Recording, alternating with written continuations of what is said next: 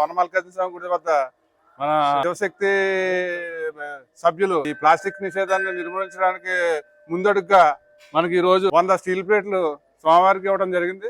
మాకు ఎంతో ఆనందకరం. భవిష్యత్తులో కూడా ఇంకా భక్తులు ఇటువంటి వాటికి ముందుకొచ్చి సహకరించాలని కోరుతున్నాం.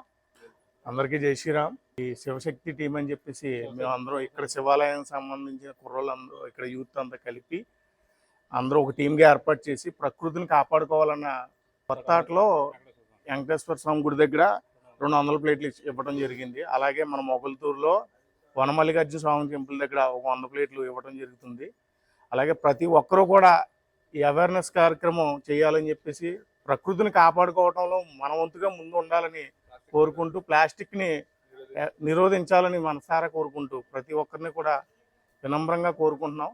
అలాగే గుడికొచ్చి చాలామంది నేను చూస్తున్నాను ఇక్కడ టెంపుల్ దగ్గర బొట్లు పెట్టుకుని ఆ బొట్లు గోడలకు రాయటం ఇటువంటివి కూడా ఎక్కువ చేస్తున్నారు. ప్లాస్టిక్ని ఎక్కడ పడితే అక్కడ పారేయటం, కవర్లు ఇవి ఇటువంటివి మానేసి నిర్దేశించిన ప్లేస్లో డస్ట్బిన్లోనే వేయాలని పొడి చెత్త తడి చెత్త అనేది 2 డస్ట్బిన్లు పెట్టారు.